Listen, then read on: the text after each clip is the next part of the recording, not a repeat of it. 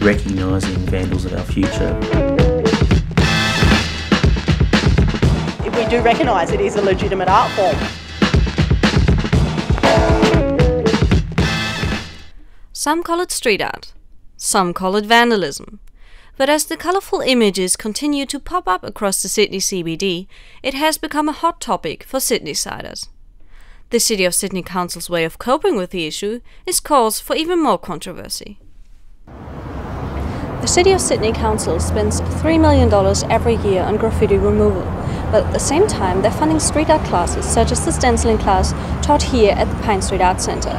Students are taught basic stenciling techniques, but how will they use their skills once they leave the classroom?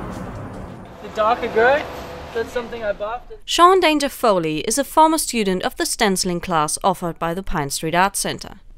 We meet him as he's drawing the stencil for his latest project. I don't think that I can draw, and I never thought that I could really make art because I wasn't really gifted that way. But I guess one thing about stencils is that you don't really need to be able to draw. I'm not drawing right now, I'm tracing. Sean's teacher, Chris Tam, takes us to Newtown after one of his classes. He shows us some of his own stencils while talking about what he thinks is important about teaching stenciling. I really just teach them a huge range of techniques, not necessarily techniques that I personally would use all the time, but I just try to give them as wide a range of techniques. I guess maybe I have a bit of an attitude of trying to have harm minimisation. I try to teach them to do it safely. I make them aware of the risks legally. This year, community centres such as the Pine Street Art Centre received $4.5 million funding by the City of Sydney Council. And Kirsten Fishburn thinks that's a good investment. The community centres should respond to people's interests and needs, but it's also because we do recognise it is a legitimate art form. Peter McLean is getting ready for the upcoming Graffiti Action Day that will take place in May. As Keep Australia's Beautiful CEO, he believes that the council doesn't have enough control of the programs they're funding.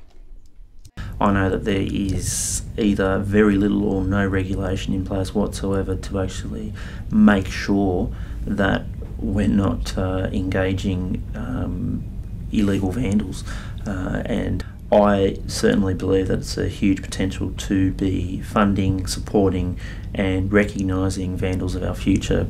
Street art like graffiti and things like that. Talking to Chris, it became clear that he tries his best as a teacher, but without the council's support that might not always be enough. I try and tell them what the law says as a form of their own protection. You know, I know someone who's taught some kids to stencil and they went out immediately afterwards and stenciled a cafe in daylight and got busted. I don't want to have my students get in trouble because that will affect me, it'll affect the course. While Chris acknowledges the legal problems that come with stenciling, the council hasn't quite grasped all the aspects associated with learning the art form. It's predominantly stenciling on t-shirts and jeans and so on. How does the council and the art centre ensure that the kids or the students who go through use their skills appropriately and, if you like, legally? Well, you can't always ensure that. Those artists who do have a very, very amazing niche skill in graffiti art, then we just need to make sure that that very small element is funneled in the right direction. For all those others that are just making an ugly mess in society, I certainly don't believe there's any room whatsoever, and that we need to be addressing that right across New South Wales and Australia.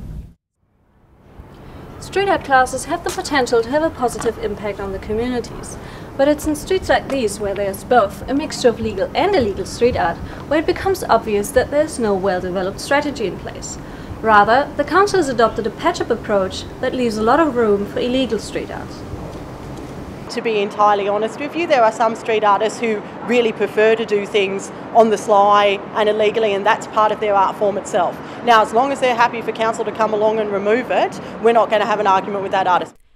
Until proper policies are in place, street artists find their own ways of communicating with the council.